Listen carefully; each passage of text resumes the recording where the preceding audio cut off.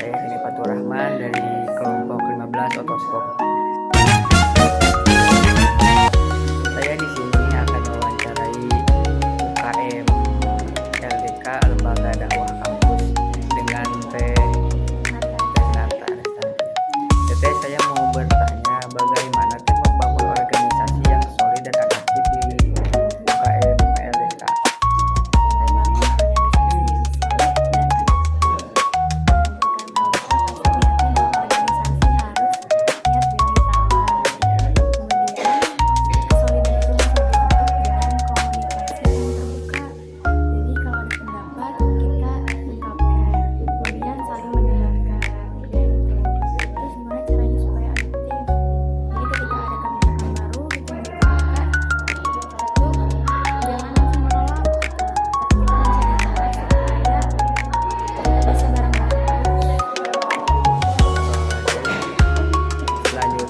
Bagaimana membangun jejaring yang autentik dan berdampak.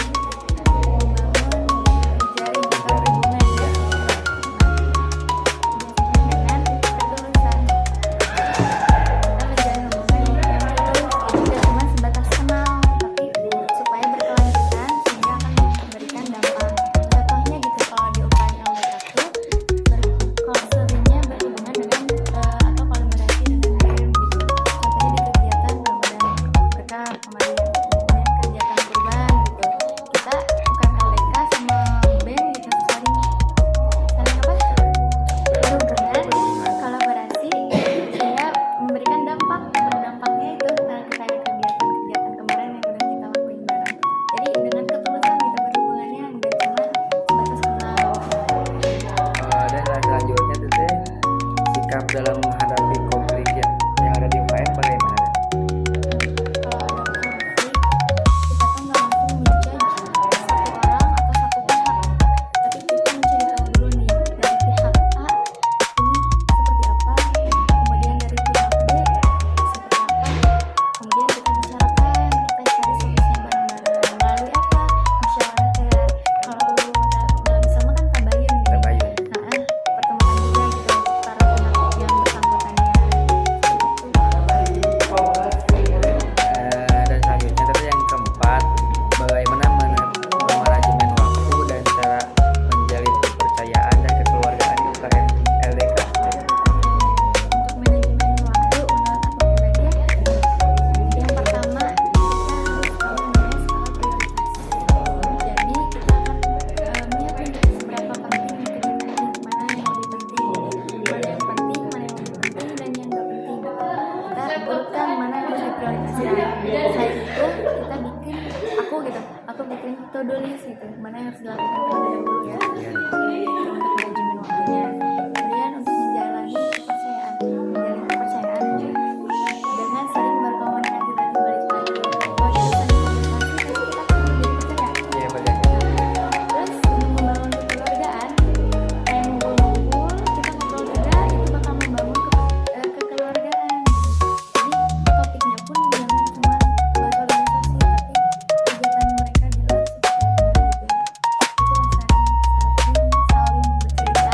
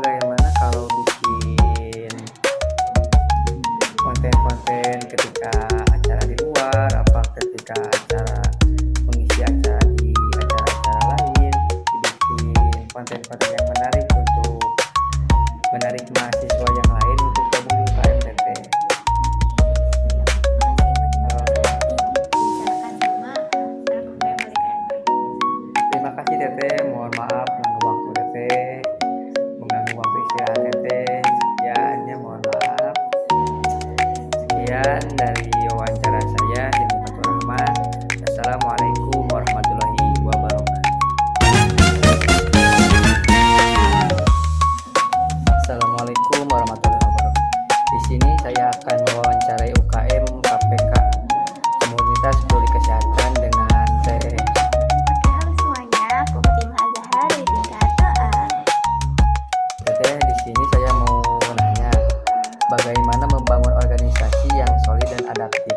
Bagaimana cara membangun organisasi yang solid dan adaptif? Di sini itu pertama itu kita percaya bahwa membangun UKM yang solid itu dimulai dari visi bersama. Jadi kita menetapkan tujuan yang jelas, lalu menentukan juga struktur kepengurusan organisasi tersebut bagaimana untuk melatih kepemimpinan kita. Nah, misalnya kalau anggota kita banyak tugas saat kuliah, nah kita juga bisa adaptif. Adaptifnya itu gimana jadwalnya, misalkan jadwalnya lebih pendek atau intensif kayak gitu.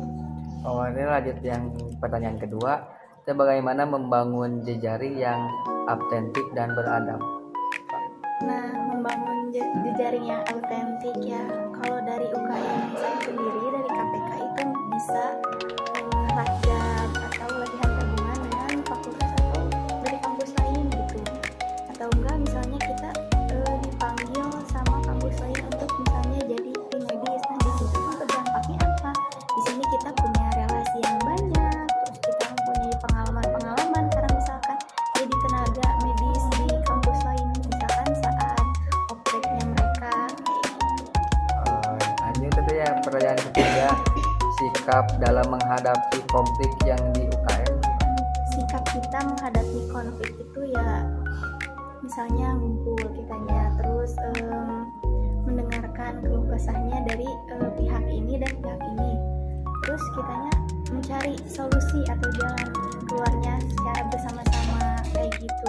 Tapi kalau misalkan itu nggak cukup, bisa juga kita memerlukan orang atau mediator lain.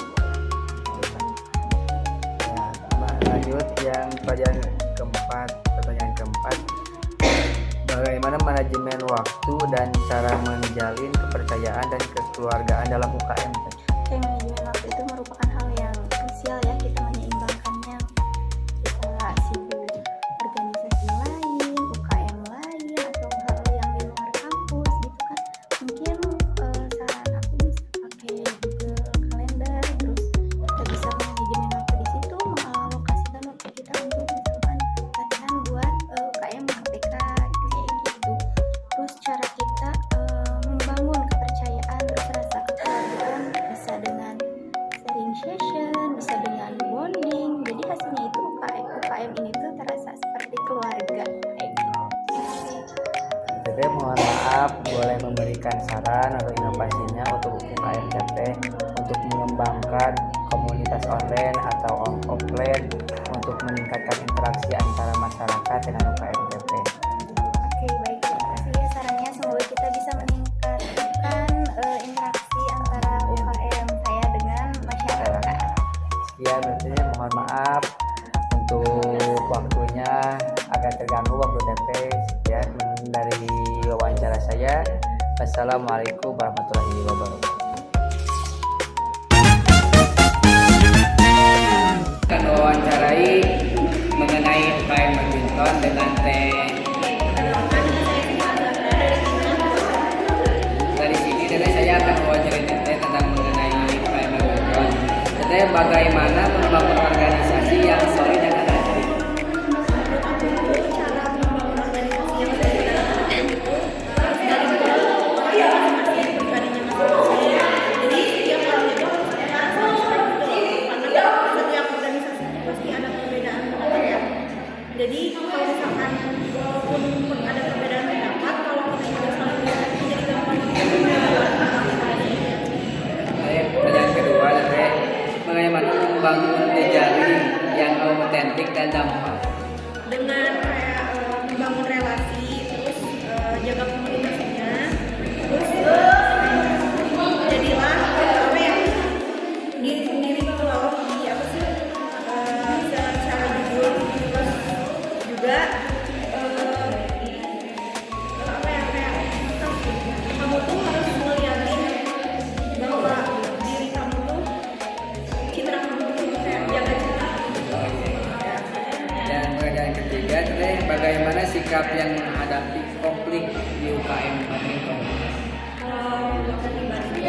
Misalkan ada konflik antara dua orang, jangan semuanya tahu dulu. Jadi antara dua orang itu baru misalkan ada satu orang nih ketuanya, baru temuin dua orang itu buat nyelesain masalahnya. Jangan sampai yang lainnya tahu. Secara privasi aja. Ya betul. Dan yang keempat yang terakhir teh, bagaimana memanajemen waktu dan cara menjalin kepercayaan dan membangun keluarga UKM. Keluargaan UKM. Jadi bagaimana memanajemen waktunya. Jadi kuliah sama UKM itu jadi ini waktu yang kamu terima yang mana? Misalnya gini loh, dalam minggu kamu punya tugas, kita deadline-nya mepet, berarti kamu harus kedaluin tugas kamu dibanding UKM. Kalau aku ya, Cara menjalin kepercayaan secara UKM. Kepercayaan. saling ini ya.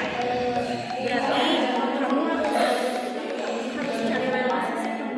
Biar tadi ada perbedaan, jadi kayak misalkan kadang ada yang kayak mau sih senang badminton, orangnya nggak pernah, itu nggak ada rasa percaya kan, ada rasa Kalau di UKM badminton kita kekurangannya kurang. mungkin kekurangannya itu kita belum punya lapangan sendiri, jadi kita masih lewat gitu. Dan jaraknya tuh lumayan cukup jauh juga, nggak dekat lagi sih. Inovasi dari saya saran lebih baik membangun lapangan badminton. Jadi biar dekat nggak jauh dari kampus, jadi terjangkau lah waktu.